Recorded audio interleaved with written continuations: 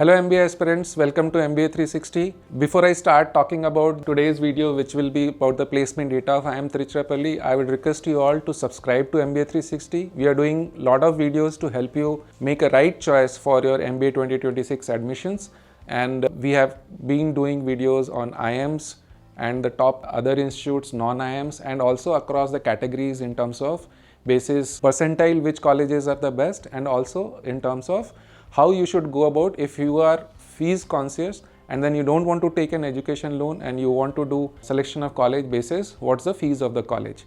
Now let's come to today's video. We will be talking about the placement of IIM Tiruchirappalli. We will talk about placement stats, the salary data, the top recruiters, and also look at role-wise performance across locations and things based on LinkedIn data. Talking about IIM Trichy, it's one among the newer IIMs. It was established in 2011.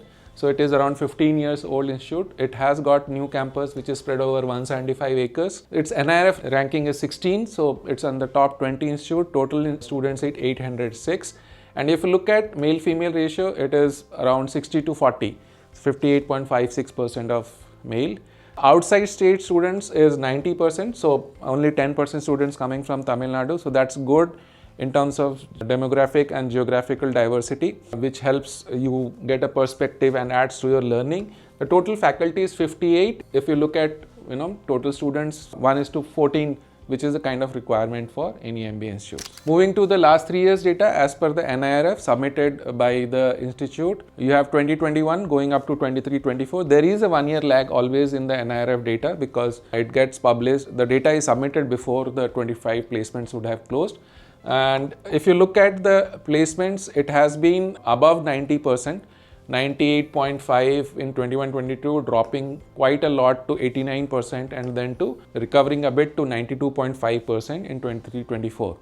They have been filling up all the seats, so there is no gap in terms of intake versus student admitted.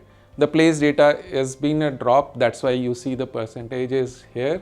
If you look at placed against intake, we always talk about placed against intake only because in terms of these are public institutes and we want that they should fill in all their seats. And then we have seen that few IIMs and then largely IITs who have not been filling in their seats. So that's why we do that placed against intake.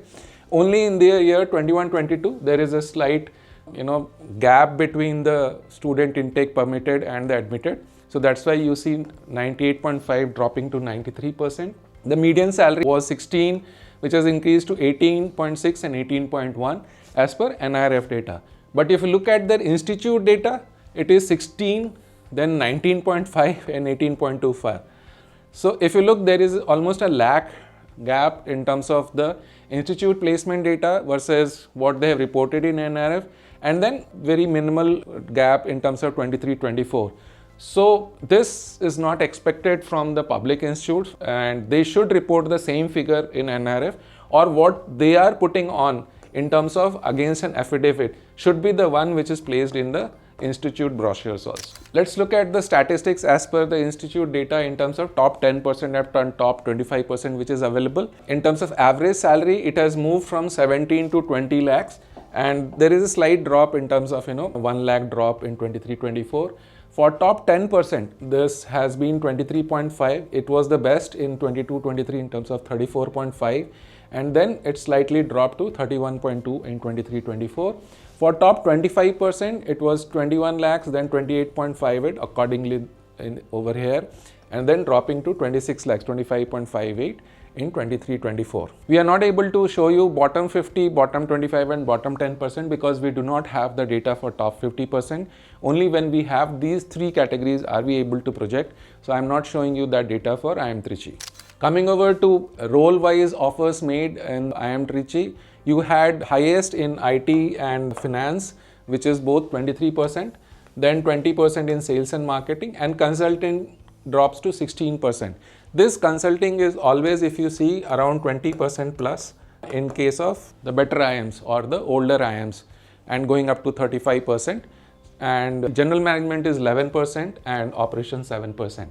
Highest CTCs, if you see, is in IT and analytics, which has been the case recent years that your highest salaries is mostly in the domain of IT analytics. It's 44 lakhs, then 30 lakhs, 29.75 in finance, similar 29 in consulting, Then 27.33 in sales and marketing, general management 36. So this is another field where the highest salary is good.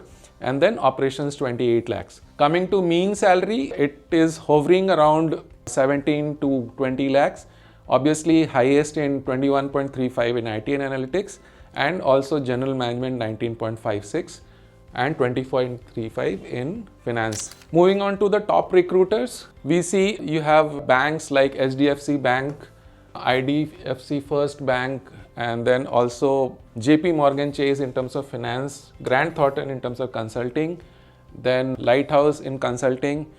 Then you have other companies in terms of BNP Paribas, Axis, Anicut Capital and Capital Trust in finance, Canara Bank, CAMS also, which is a finance company, and then Gartner also there, which is a research-based company, and Nokia and Accenture Strategy among the top companies which are recruiting at IIM Trichy. Let's look at the LinkedIn profile for IIM Trichy. We see a total strength of 7,000 alumni on LinkedIn.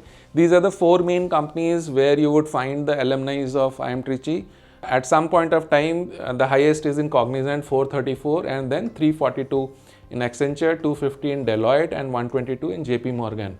If you look at how many of these alumni are currently working in this, 84 in Cognizant, and then 60 each in Accenture, in JP Morgan, and even Deloitte. Let's move on to the demographic among alumni. So in terms of Meta, Apple, Amazon, and Google, as always, Amazon has the highest number of employees because it has a larger India presence. So 208, 48 in Google, few single digits in Meta and Apple. If you look at how many of them are currently working, 49 in Amazon, 11 in Google, and 4 in Apple. Moving on to the location wise, how the alumni are spread. So you would see that 94% of their alumni are in India. So only 5% are abroad. This is typically higher for older IIMs, ranging up to 10 to 12, 13%.